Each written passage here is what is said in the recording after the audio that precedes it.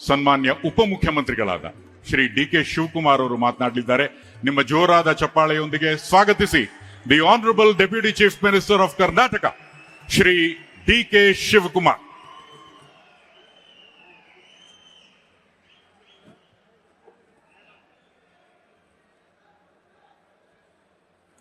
ಎಲ್ಲರಿಗೂ ನಮಸ್ಕಾರ.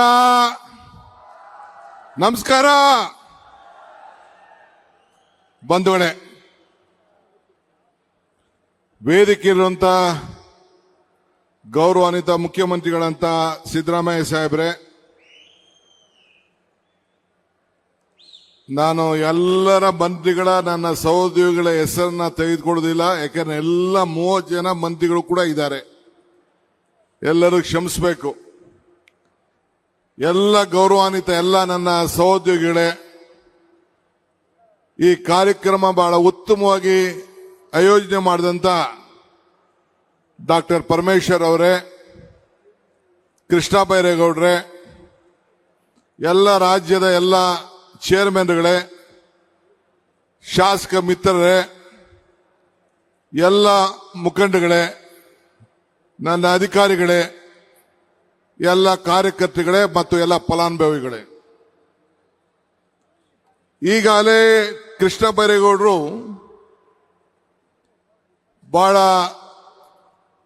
ಸರ್ಕಾರದ 6ನೇ ಗ್ಯಾರಂಟಿ ಬಗ್ಗೆ ತಮಗೆ ಒತ್ತಿ ಒತ್ತಿ ಒತ್ತಿ ತಿಳಿಸಿದ್ದಾರೆ.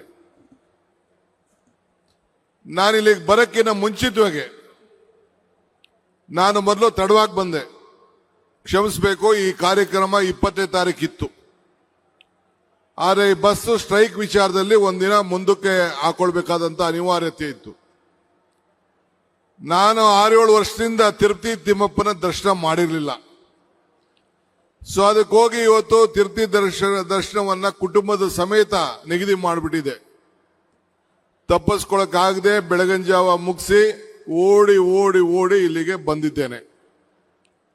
ನಿಮ್ಮೆಲ್ಲರ ಪ್ರೀತಿಯನ್ನ ಗಮನಿಸಿದ್ದೇನೆ. ಇದೊಂದು ತುಮಕೂರಿನಲ್ಲಿ ಒಂದು ಐತಿಹಾಸಿಕವಾದಂತಹ ಕಾರ್ಯಕ್ರಮ. ಪರಿಶ್ರಮ ಇದ್ದ ಕಡೆ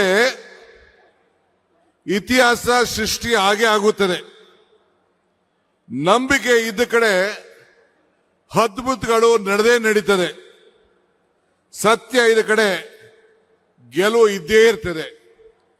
ಹಂಗೆ ನೀವೆಲ್ಲ ಈ ರಾಜ್ಯದಲ್ಲಿ ಕಾಂಗ್ರೆಸ್ ಸರ್ಕಾರವನ್ನು ತರಬೇಕು, ನಮ್ಮ ಬದುಕಿನಲ್ಲಿ ಒಂದು ಬದಲಾವಣೆಯನ್ನ ಮಾಡ್ತೀರಿ ಅನ್ನೋ ಒಂದು ನಂಬಿಕೆಯಿಂದ 136 ಜನ ಶಾಸಕರನ್ನ ಕೊಟ್ಟು ಈ ಜಿಲ್ಲೆಯಲ್ಲಿ 7 ಜನ ಶಾಸಕರನ್ನ ಕೊಟ್ಟು ನಿಮ್ಮ ಸರ್ಕಾರವನ್ನು ತಂದು ನಿಮ್ಮ ಋಣವನ್ನು ತೀರಿಸಲಿಕ್ಕೆ ಒಂದು ದೊಡ್ಡ ಅವಕಾಶವನ್ನು ನೀವು ಮಾಡಿಕೊಟ್ರಿ.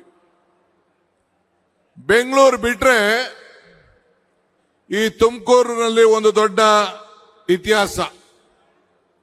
ಇದೊಂದು ಶಿಕ್ಷಣದ ಈ ಕಲ್ಪತರು ನಾಡು. ಶಿಕ್ಷಣಕ್ಕೆ ಧಾರ್ಮಿಕವಾದಂತ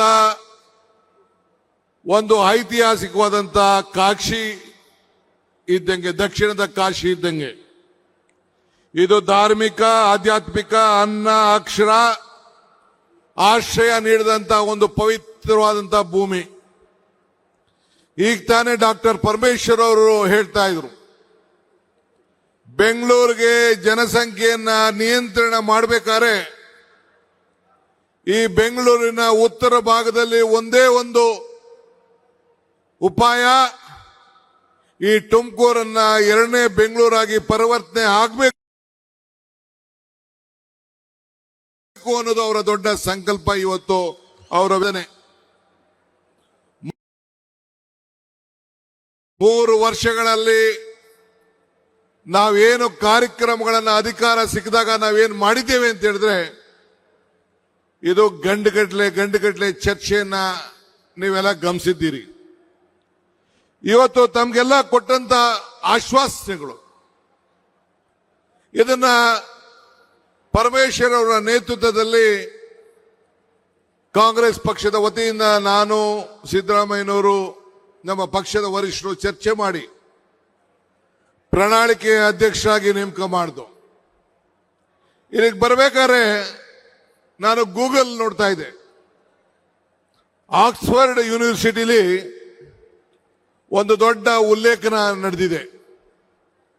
ಈ ದೇಶದಲ್ಲಿ ಇಡೀ ವಿಶ್ವದಲ್ಲೇ ಬಡವರ ಬದುಕಿನಲ್ಲಿ ಸಾಮಾಜಿಕವಾಗಿ ಒಂದು ಬದಲಾವಣೆಯನ್ನು ತಂದಂತ ಈ 5 ಗ್ಯಾರಂಟಿ ವಿಶ್ವಕ್ಕೆ ಒಂದು ಮಾದರಿ ಅಂತೇಳಿ ಉಲ್ಲೇಖನವನ್ನ ಇವತ್ತು ಆಕ್ಸ್ಫರ್ಡ್ ಯೂನಿವರ್ಸಿಟಿಲಿ ಇವತ್ತು ಮಾಡಿದ್ದಾರೆ. ನಮ್ಮ ಬಿಜೆಪಿಯ ಸ್ನೇಹಿತರುಗಳು ಪ್ರಧಾನಮಂತ್ರಿಗಳ ಆದಿಯಾಗಿ ನಮ್ಮ ಗ್ಯಾರಂಟಿಗಳ ಬಗ್ಗೆ ಟೀಕೆಯ ಸುರುಮಾಳೆಯನ್ನ ಮಾಡ್ತಾ ಇದ್ರು. ಇವತ್ತು ಪ್ರತಿಯೊಂದು ರಾಜ್ಯದಲ್ಲೂ ಕೂಡ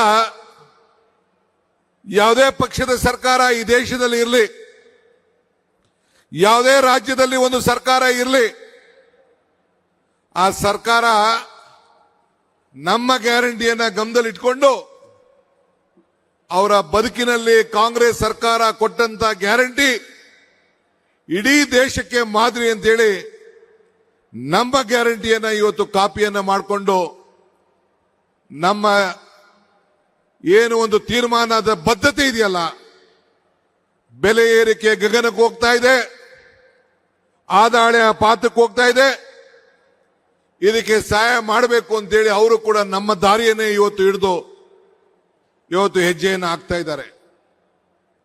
ಕೇರಳ ಇರ್ಬೋದು, ತಮಿಳುನಾಡು ಇರ್ಬೋದು, ಆಂಧ್ರ ಇರ್ಬೋದು, ತೆಲಂಗಾಣ ಇರ್ಬೋದು, ಇವತ್ತು ಬಿಜೆಪಿಯ ಯಾವುದೇ ಸರ್ಕಾರ, ಮಹಾರಾಷ್ಟ್ರ ಇರ್ಬೋದು, ಎಲ್ಲ ಸರ್ಕಾರಗಳು ಕೂಡ ನಮ್ಮ ಗ್ಯಾರಂಟಿಗಳ ಬಗ್ಗೆ ಗಮನವನ್ನು ಇಟ್ಟು ಅವರ ಜಯಕ್ಕೆ ನಮ್ಮ ಗ್ಯಾರಂಟಿ ಇವತ್ತು ಸ್ಫೂರ್ತಿಯಾಗಿ ನಿಂತಿದೆ.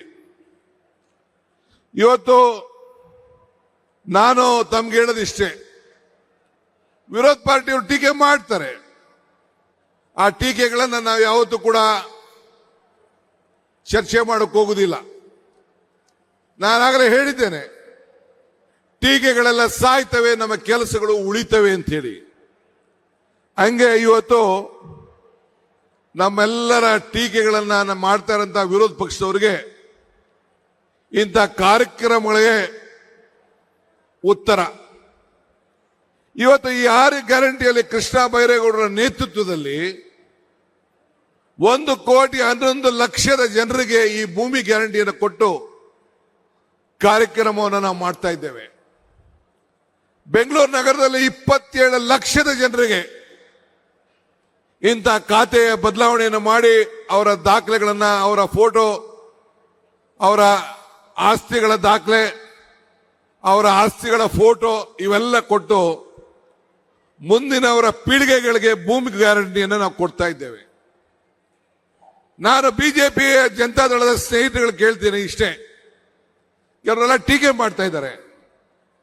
ಭಗವಂತ ನಿಮ್ಗೆ ಅವಕಾಶ ಕೊಟ್ಟಿದ್ದಲ್ಲ, ಡಬಲ್ ಗ್ಯಾರಂಟಿ ನಿಮ್ಮ ಹತ್ರ ಇತ್ತಲ್ಲ, ಡಬಲ್ ಗೌರ್ಮೆಂಟ್ ಇತ್ತಲ್ಲ, ಡಬಲ್ ಇಂಜಿನ್ ಗೌರ್ಮೆಂಟ್, ಇಂಥದೊಂದು ಕೆಲಸ ನೀವು ಮಾಡಕ್ಕಾಗ್ಲಿಲ್ಲ.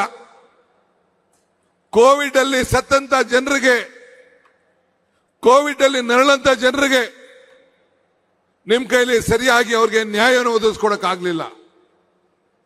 ಮೊನ್ನೆ ತಾನೇ ನಾನು ಸಿದ್ದರಾಮಯ್ಯನವರು ಚಾಮರಾಜನಗರ ಜಿಲ್ಲೆಯ ನಂಜನಗೂಡಿಗೆ ಹೋಗಿ ಆಕ್ಸಿಜನ್ ಅಲ್ಲಿ ಸತ್ತಂತ ಜನರಿಗೆ ಕೊಟ್ಟಂತ ಮಾತಿನ ಪ್ರಕಾರ ನಮ್ಮ ಶರಣ ಪ್ರಕಾಶ್ ಮಂತ್ರಿಗಳು, ಜಿಲ್ಲಾ ಮಂತ್ರಿಗಳಂತ ವೆಂಕಟೇಶ್ ಅವರು, ಅವರೆಲ್ಲರ ಸಹಕಾರದಿಂದ ಆ 30 ಜನರು ಕೂಡ ಉದ್ಯೋಗವನ್ನು ಕೊಟ್ಟು ಇಡೀ ರಾಜ್ಯದಲ್ಲಿ ಒಂದು ಇತಿಹಾಸವನ್ನ ಸೃಷ್ಟಿ ಮಾಡಿದ್ದೇವೆ.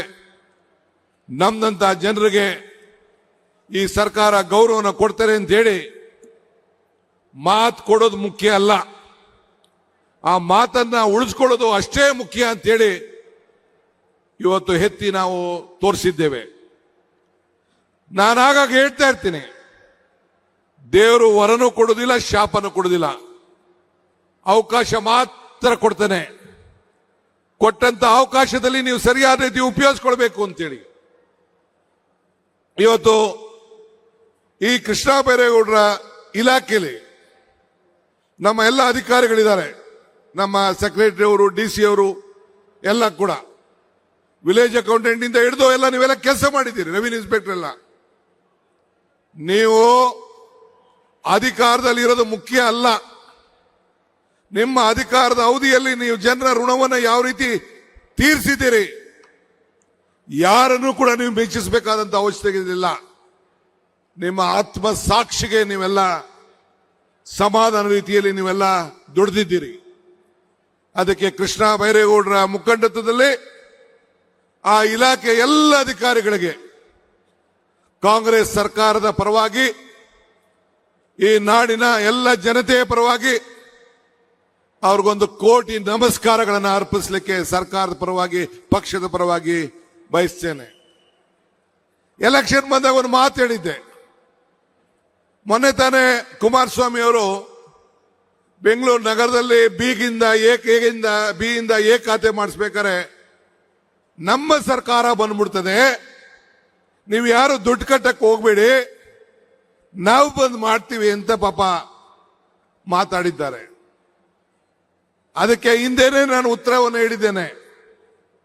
ಕೊಟ್ಟ ಕುದುರೆಯನ್ನು ಅಲ್ಲಮ್ಮ ಪ್ರಭುಗಳು ಒಂದ್ ಕಡೆ ಒಂದು ಮಾತು ಹೇಳ್ತಾರೆ, ಕೊಟ್ಟ ಕುದುರೆಯನ್ನು ಹೇರಲು ಬಯಸುವನು ವೀರನೂ ಅಲ್ಲ, ಶೂರನೂ ಅಲ್ಲ.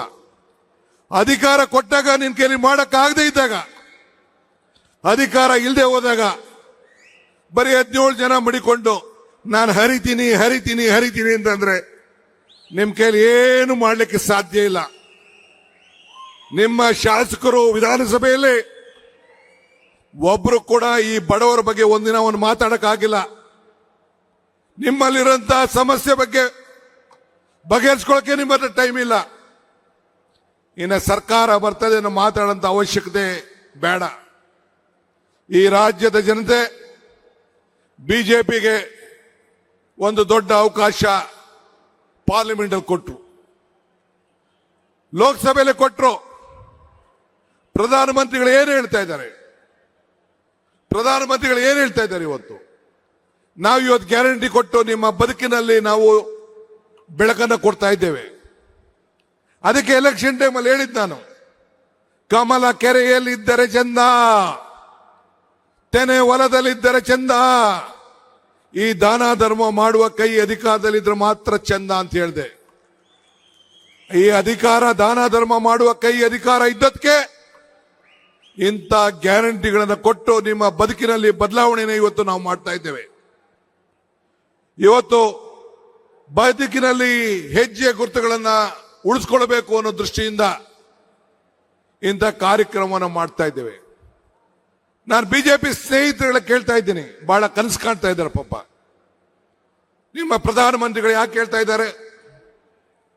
ಪೆಟ್ರೋಲ್ ಕಡಿಮೆ ಉಪಯೋಗಿಸಿ, ಅಡುಗೆ ಎಣ್ಣೆ ಕಡಿಮೆ ಉಪಯೋಗಿಸಿ, ಎಲ್ಲ ಕಡಿಮೆ ಮಾಡಿ, ಎಲ್ಲ ಮೆಟ್ರೋಲ್ ಓಡಾಡಿ, ಬಸ್ಸಲ್ಲಿ ಓಡಾಡಿ, ಕಾರ್ ಬಳಸಬೇಡಿ, ಚಿನ್ನ ತಗೋಬೇಡಿ, ನಿಮ್ಮ ಮಾಂಗಲ್ಯ ಚಿನ್ನನ ತೆಗೆದಾಕ್ಬಿಟ್ಟು ಚಿನ್ನನೂ ಬೇಡ, ಅರ್ಶಿನ ಕೊಂಬು ಕಟ್ಕೊಳ್ಳಿ ಅಂತ ಹೇಳ್ತಾ ಇದ್ದಾರೆ. ನಿಮ್ಮ ಶ್ರಮ, ನಿಮ್ಮ ಬದುಕು, ನಿಮ್ಮ ಕಷ್ಟ, ನಿಮ್ಮ ಜೀವನ ಇರೋದೊಂದು ಜೀವನ. ಆ ಜೀವನದಲ್ಲಿ ನಿಮ್ಮ ಬೆವರಿಗೆ, ನಿಮ್ಮ ಬೆವರಿನ ಬದುಕಿಗೆ, ಬೆವರು ನಿಮ್ಮ ಶ್ರಮದಿಂದ ಬಂದಂತ ಬೆವರು, ಯಾರು ಕೊಟ್ಟಂತ ಬೆವರಲ್ಲ ಅದು. ನೀವು ಸಂತೋಷವಾಗಿಡಬೇಕಾದ್ದು ನಿಮ್ಮ ಜವಾಬ್ದಾರಿ. ಹೇಳಬೇಕು ಪ್ರಧಾನಮಂತ್ರಿಗಳು, ಈ ದೇಶ ಯಾಕೆ ಇಂಥ ಪರಿಸ್ಥಿತಿಗೆ ಬಂತು? ಡಾಲರ್ ಬೆಲೆ 96 ರೂಪಾಯಿ ಆಗೋಗಿದೆ. ಪೆಟ್ರೋಲ್ ಬೆಲೆ ಇವತ್ತು ಕೂಡ 1 ರೂಪಾಯಿ ಜಾಸ್ತಿಯನ್ನು ಇವತ್ತು ಕೂಡ ಮಾಡಿದ್ದಾರೆ. ಇವತ್ತು ನಾನು ತಮ್ಗೆ ಹೇಳುದು, ಬಿಜೆಪಿ ನಾಯಕರುಗಳು ಯಾಕೆ ಮಾತಾಡ್ತಾ ಇಲ್ಲ? ಸಂಸತ್ ಸದಸ್ಯರು ಯಾಕೆ ಹೇಳ್ತಾ ಇಲ್ಲ? ಅಶೋಕ್ ಆಗ್ಲಿ, ವಿಜೇಂದ್ರ ಆಗ್ಲಿ ಯಾಕೆ ಇದ್ರ ಬಗ್ಗೆ ಚರ್ಚೆ ಮಾಡ್ತಾ ಇಲ್ಲ? ಜನರ ಹೊಟ್ಟೆಪಾಡಿಗೆ ಏನು ನಿಮ್ಮ ಉತ್ತರ ಅನ್ನೋದನ್ನ ಈ ಸಂದರ್ಭದಲ್ಲಿ ಹೇಳ್ಬೇಕು. ಇವತ್ತು ನಾನು ತಮ್ಗೆ ಹೇಳೋದಿಷ್ಟೇ, ನಾನು ಜಾಸ್ತಿ ಮಾತಾಡಕ್ ಹೋಗುದಿಲ್ಲ. ಅಂಬೇಡ್ಕರ್ ಅವರು ಹೇಳ್ತಾರೆ, ಇತಿಹಾಸ ಮರ್ತವನು ಇತಿಹಾಸವನ್ನು ಸೃಷ್ಟಿ ಮಾಡಲಿಕ್ಕೆ ಸಾಧ್ಯ ಇಲ್ಲ ಅಂತೇಳಿ. ಹಂಗೆ ಮರಕ್ಕೆ ಬೇರು ಎಷ್ಟು ಮುಖ್ಯನೋ ಮನುಷ್ಯನಿಗೆ ನಂಬಿಕೆ ಕೂಡ ಅಷ್ಟೇ ಮುಖ್ಯ. ನಿಮ್ಗೆಲ್ಲ ಈ ಕಾಂಗ್ರೆಸ್ ಸರ್ಕಾರದ ಮೇಲೆ, ಕಾಂಗ್ರೆಸ್ ಪಕ್ಷದ ಮೇಲೆ ನಂಬಿಕೆ ಇದೆ. ಒಂದು ಇತಿಹಾಸ ಉಳ್ಳಂತ ಪಕ್ಷ, ಚರಿತ್ರೆ ಉಳ್ಳಂತ ಪಕ್ಷ, ಬಡವರ ಬದುಕಿನಲ್ಲಿ ಒಂದು ಬದಲಾವಣೆ ಮಾಡ್ತಾ ಇರುವಂತ ಒಂದು ಪಕ್ಷ. ಸೊ ಹಂಗೆ ಬೇರಿಲ್ಲ ಅಂದ್ರೆ ಯಾವ ಮರ ಕೂಡ ಗಟ್ಟಿಯಾಗಿ ಉಳಿಲಿಕ್ಕೆ ಸಾಧ್ಯ ಇಲ್ಲ. ಹಂಗೆ ಇವತ್ತು ಈ ಬೇರಿಗೆ, ನಿಮ್ಮ ಬದುಕಿಗೆ ಕಾಂಗ್ರೆಸ್ ಸರ್ಕಾರನೇ ಆಧಾರ.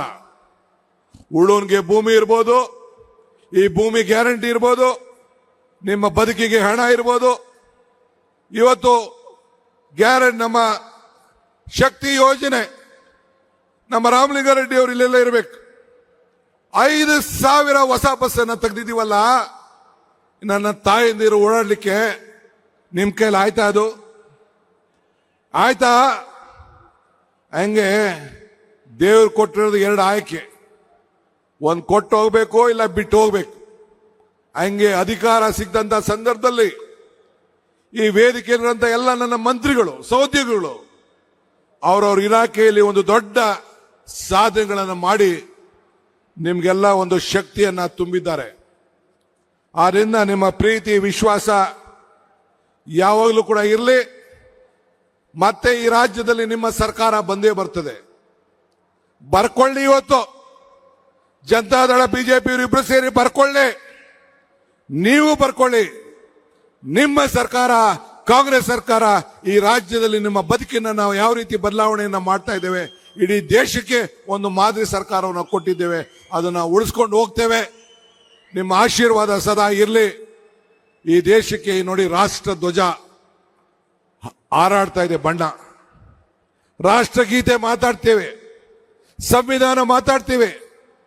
ಇಂಥದ್ದು ಒಂದು ಐತಿಹಾಸಿಕವಾದಂತ ಪುಟಕ್ಕೆ ಬಿಜೆಪಿ ಸರ್ಕಾರ ಕೇಂದ್ರದಲ್ಲಾಗ್ಲಿ ರಾಜ್ಯದಲ್ಲಾಗ್ಲಿ ಸೇರಕ್ಕಾಗ್ಲಿಲ್ಲ. ಇದಕ್ಕೆ ನಿಮ್ಮ ಆಶೀರ್ವಾದ ಯಾವಾಗಲೂ ಇರಲಿ ಅಂತೇಳಿ ಪ್ರಾರ್ಥಿಸಿ, ನನ್ನ ಸಹೋದ್ಯೋಗಿಗಳ ಹೆಸರುಗಳನ್ನ ಯಾರನ್ನು ಕೂಡ ನಾನು ತೆಗೆದುಕೊಳ್ಳಿಲ್ಲ, ಕ್ಷಮಿಸಬೇಕು ಅಂತ ಹೇಳಿ ಮತ್ತೆ ನಿಮ್ಮೆಲ್ಲರೂ ಕೂಡ ಶುಭ ಹಾರೈಸಿ ನನ್ನ ಮಾತನ್ನು ಮುಗಿಸ್ತೇನೆ. ಈ ಕಾರ್ಯಕ್ರಮ ಆಯೋಜಿಸಿದಂತ ಪರಮೇಶ್ವರ್ ಮತ್ತು ಈ ಜಿಲ್ಲೆಯ ಎಲ್ಲ ಶಾಸಕರಿಗೆ, ಮುಖಂಡರುಗಳಿಗೆ, ನನ್ನ ಸಹೋದ್ಯೋಗಿಗಳಿಗೆ, ಅಧಿಕಾರಿಗಳಿಗೆ ಎಲ್ಲರೂ ಕೂಡ ವಂದಿಸಿ ಶುಭವನ್ನು ಹಾರೈಸ್ತೇನೆ. ಜೈ ಹಿಂದ್, ಜೈ ಕರ್ನಾಟಕ, ಜೈ ಕಾಂಗ್ರೆಸ್ ಸರ್ಕಾರ.